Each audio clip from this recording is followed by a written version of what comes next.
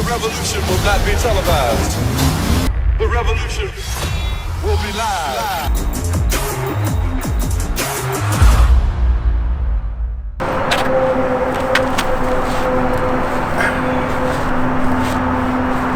Greetings, my fellow warriors, your boy Cannibal, and today the topic is weighted calisthenics, the art of adding weight to basic calisthenics.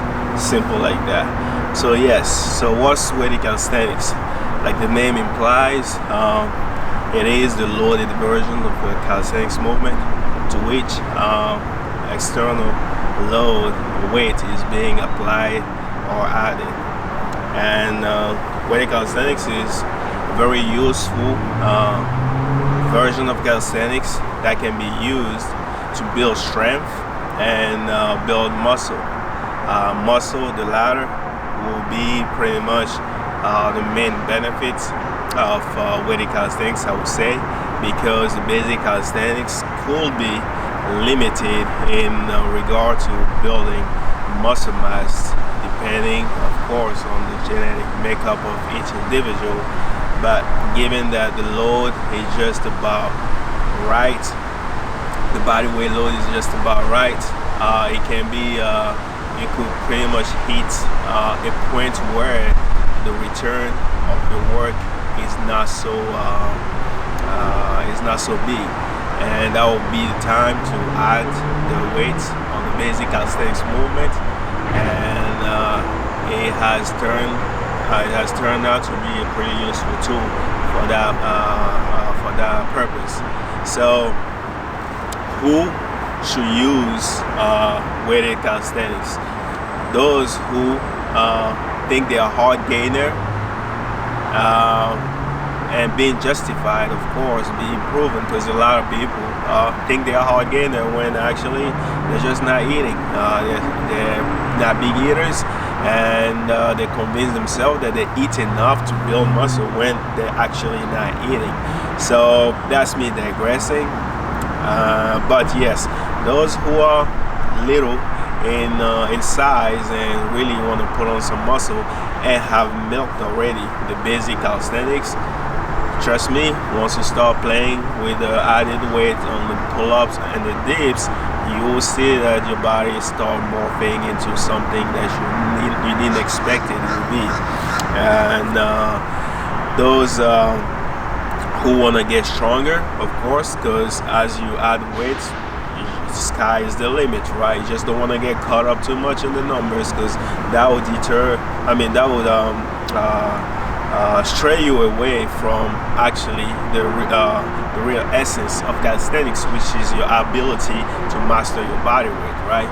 And that may be one of the downside of the weighted calisthenics, because it can be pretty addictive and you get caught up in the numbers and lose track of the original goal. That's again me digressing. And another category of people who should use weighted calisthenics are the people who are in search of good accessory exercises to complement their skill work. Those people can use the weighted dips and the weighted pull-ups, some other weighted version of body weight movement to help them, build some additional volume, build some extra muscle and hypertrophy, which is not always visible, but still provides some hypertrophy to help you develop the skill, or even help with strength acquisition in some other compound movement that may be correlated to the accessory that you're using. That's that. So I think I covered who should be using it. We have the hard gainer, people who have having a hard time gaining weight, and people who have milked as much as possible the basic calisthenics and still want to get bigger. Hey, yeah, you can use the weighted calisthenics. Even though the bigger you are, the harder it's going to be for you to get the skill in check. That's another topic to be discussed. And you have those in quest of adding some accessory work to their skill training. Those type of people can use the weighted calisthenics and use it in the sparing, in a smart way. Not to just aim for some maximal load all the time. Just a lot of time those accessory exercises are used pretty moderately or lightly, and you will not necessarily have to work with some super maximal level of weight. That's that. And yes, I think that was all right. Yeah, so those are the two types. You have the people who want to get stronger too, and people who compete in street lifting, which is a sport that's been around for a while now. And you have some pretty dope characters out there, especially in France and Eastern Europe. There are some pretty crazy street lifting athletes out there, and forgive me if I forget your country, because I know some other country have some pretty dope athletes as well. But for what I'm noticing, the friend of mine that I know, there's those places that I just mentioned. Now, who should not use weighted calisthenics? And when I say who should not use weighted calisthenics, I mean who should use it sparingly, who should use it tactically, and those who should not use weighted calisthenics in the way that I just mentioned would be the heavier people. Being heavy is already taxing you already. Is already a handicap, a deficit for you to level up before you can even think about adding weight. And it can be a handicap when your body composition is not what it's supposed to be. Even when you are mainly made of muscle,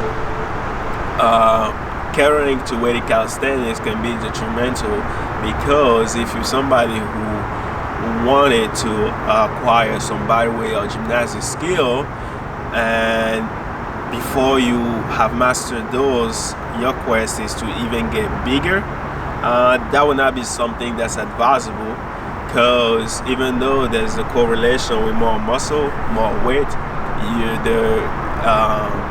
the acquisition of the neural efficiency is not proportionate in the acquisition of muscle. I would suggest for those type of people to master whatever skill, or at least the majority of the skills that they dream of before they even think of using weighted calisthenics.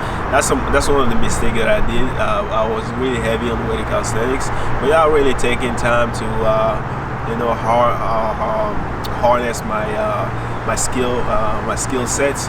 And that's something I kind of regretted later on, but it is what it is. I'm fixing my mistake, and so far everything is going well. So don't make the same mistake. And again, that comes with what I just mentioned at the beginning of the video. It's pretty addicting, the weight calisthenics, especially if you already have a good amount of strength, like a good size. Like heavier people with a good body composition would tend to get stronger faster, and whatever you get good at, you tend to abuse it. So it's human nature. So you're gonna tend to, the better you get at it, and if you tend to be stuck in your quest of skill, it's easy to lose yourself in the weighted calisthenics. And by the time you realize that you went too far in, you're too big, and you lost touch with the skill field, and it's kind of hard to balance out later on. So do not do that mistake. That's beside the point. I'm just one example. I don't know if any of you guys have had a similar experience with weighted calisthenics, but if I was to do it all over again, I'll work on my skill first before I get into weighted calisthenics. So that's that.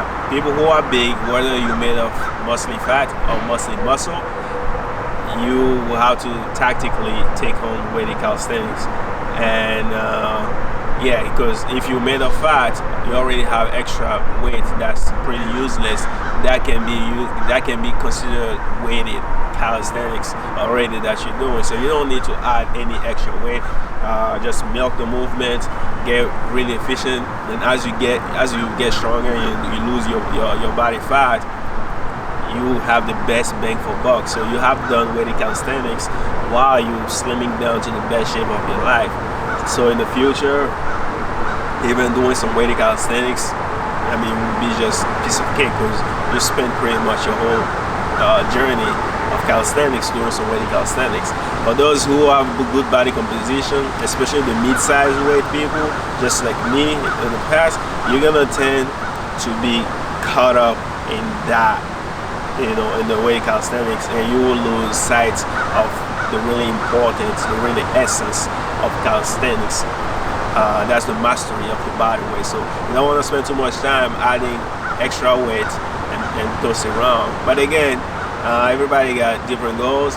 I'm just talking from the artistic and the mastery standpoint. If you just get into calisthenics for bodybuilding purpose, hey, that's that. You can just get into the weight calisthenics and get as jacked as possible. That's your call. But for the aficionado, yeah, do not get caught up in it, because what happens is the bigger you are, the better you're gonna be. You're gonna tend to see, the faster you're gonna tend to see results in the weight calisthenics as opposed to the skill. And the smaller you are, the faster you tend to get to see results in the skill as opposed to the weight calisthenics. So those two extremes tend to be caught up in the field that they see the results and that they excel at, and then it can easily get caught up. The key is for each of those extremes to find balance. If you're in the middle point, you could be wise enough to keep both, but it's still skill take kind of longer to acquire. So even the mid-size, like I was, because its skill was not really giving me what I wanted, I tended to, I slowly drifted in the weighted calisthenics area, which eventually, even though I got jacked, people always ask you, have you gotten big doing calisthenics? Yeah, heck yeah. I've done a whole lot of weighted calisthenics and a whole lot of calisthenics for the first 3 years of my journey. That's how I got really jacked. Of course, I used some compound movements later down the road during my journey to build more muscle in my leg, because pistol squat have given me enough size on my leg. And once I start squatting, and later on, maybe 6 years later in my journey, start deadlifting here and there, and I start adding military press for my upper body. So that's pretty much the 3 compound movement that I use: deadlift, squat, and military press. Even the military press is just a once in the blue moon now, because I have enough work from my gymnastic skill strength for my upper body already. So I only use 2 compound movement if I want to work my legs. So I keep the weights to the minimal, just from the athletic standpoint, and the rest is just gymnastic and calisthenics that I use for my training. So yeah, it's safe to assume that I got a lot of my gain, if not most of my gain, from calisthenics. Not 100%, but yeah, calisthenics has played a huge role in acquisition of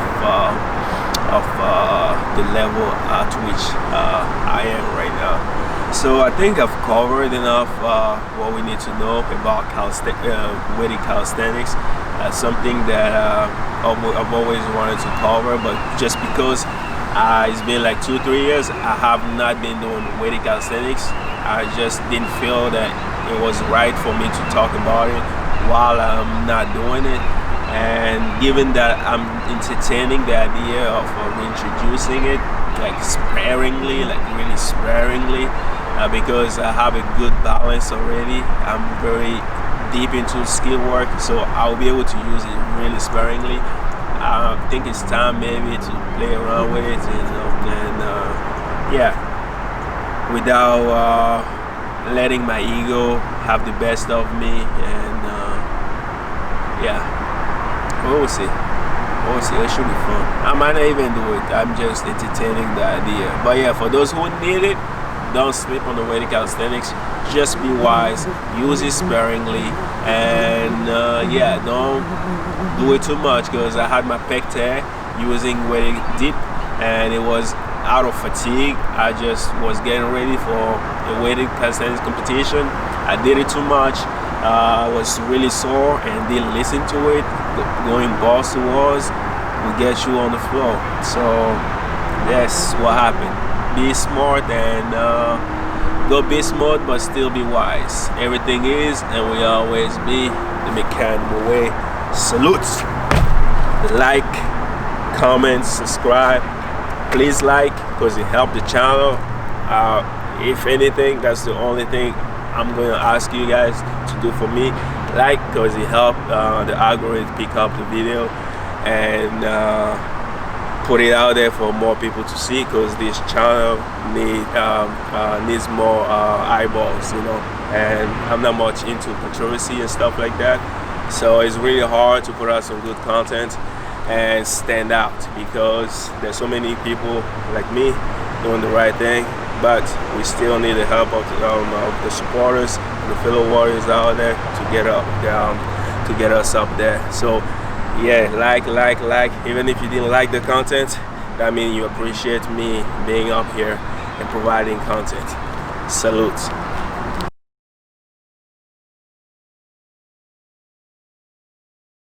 The revolution will not be televised. The revolution will be live.